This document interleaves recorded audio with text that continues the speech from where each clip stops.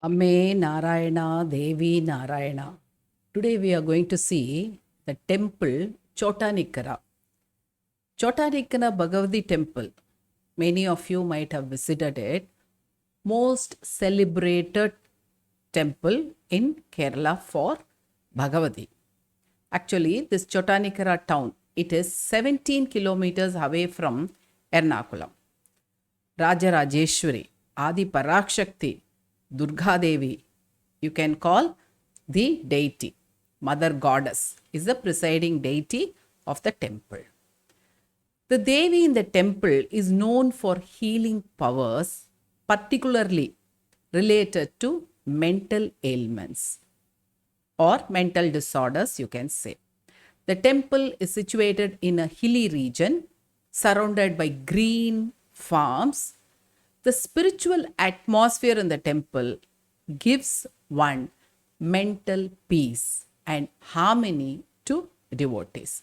We had the opportunity of visiting this temple last year and last year February month, and it was such a divine one. There was a lot of crowd, but still we could have darshan in the temple. We went during the evening time. The temple closes by 12 itself. So by 4 it opened. So we could have the darshan of Devi at that time. In the main temple, the golden color idol of Bhagavathi is just 4 to 5 feet high. Is decorated with flowers, garlands, jewels, and the whole shrine is bathed in lights. The idol has 4 arms, Shanga, Chakra, and then, of course, the lower left arm indicates the Abhaya, that is fearlessness pose, and the lower right hand is held in a boon conferring post. The Bhagavathi is worshipped in 3 different forms as Saraswati in the morning and Lakshmi in the afternoon. Saraswati is decorated in white color and crimson red is the color for Lakshmi, which appears in the afternoon time, and evening it is a bright blue dress, Durga. So, of course, Durga in a milder form. The original idol of Bhagavathi, which faces east, is of laterite, that is that red color prevalent in Kerala, is believed to be self-born, that is Swayambhu. This image called Rudraksha Sila is irregular in shape and it is red in color and is untouched by human sculpture. This image can be seen only in the early morning time, that is 4 a.m., when the Nada opens for Nirmalya Darshanam. Adjacent to the image of Bhagavathi, to our right, is an image of Mahavishnu in the granite form, on the same pedestal. Vishnu and Bhagavathi together are referred to as Lakshmi Narayana. The deity is also called Amme Narayana, Devi Narayana, and Bhadre Narayana. In the temple, this voice reverberates. It is such a very powerful ambience there. According to legend, the place where the temple stands today was once a dense forest inhabited by tribals. Kannappan, a dacoit, he dominated this area and he used to have the habit of sacrificing a cow to the Kali there. And he had a daughter. Once he was bringing a cow for slaughtering, and the daughter prevented him from giving this for to slaughter at the feet of Kali. So he allowed the cow to stay with the daughter. Unfortunately, the daughter died due to some snake bite, and the cow continued to stay there. One day, what happened? He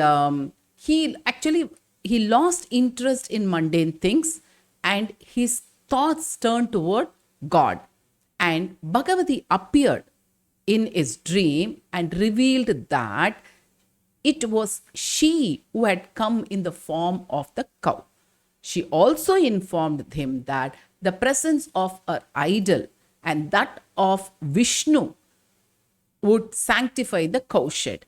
And the following day, when he saw in the cowshed, he saw two images in the cowshed. He built a humble shrine and worshipped the images, known as Pavira Mallithara, located south of the main temple. Was the exact place where Kannappan's cowshed and shrine was located. After the death of Kannappan, the temple fell in ruins and the place all became uninhabited soon. One day, a woman who had come to cut grass in the forest region, she was sharpening her chisel in a stone, and when she saw there was blood coming out, and she ran to learned people, especially Edathu Nambudri, and he realized that there was divine Chaitanya of Parashakti at the place. And several pujas were done, and they even saw the astrology, Prashnam we call that, was held, in which it was revealed that the stone to be worshipped as Devi and the adjoining one as Vishnu. It then grew into a shrine of magnitude seen today over a period.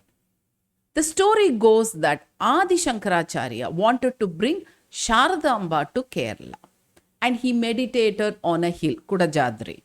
Goddess obliged him and followed him on the condition that he should not turn back and see. Then when he asked, how will he know that goddess is following him? She said that the anklets sounds will, from that he can understand. But there was a place where there was little water and the sound missed Shankaracharya's ears. And so he turned back and saw. There she stood, Bhagavati. And that place is Moogambika, actually, Kollur. But he begged Bhagavati to come to Chottanikkara also. On intense pleading, she agreed to visit the Chottanikkara temple every morning. This is how she is worshipped in a white sari as Saraswati here every morning. From early hours of morning, goddess would come and appear before the devotees at Chottanikkara temple in the form of goddess Saraswati. Then in the afternoon, she would return to the Moogambika temple, spot where she stopped. Since then, the sanctum doors of the Chottanikkara temple were opened during early morning hours in honor of worshipping goddess Mahasaraswati. Before the doors of the main sanctum in Moogambika temple were opened. Actually, there is one more, Kizhakkavu it is called, a shrine of Bhadrakali is just outside this, the main temple on the eastern side. The 1 foot granite idol of Bhadrakali facing westward is said to have discovered by Vilvamangalam Swamigal, a saint associated with the shrine. It is said that Vilvamangalam Swamigal once entered the temple tank to have bath, and there was something stone there, and he found that it was the idol.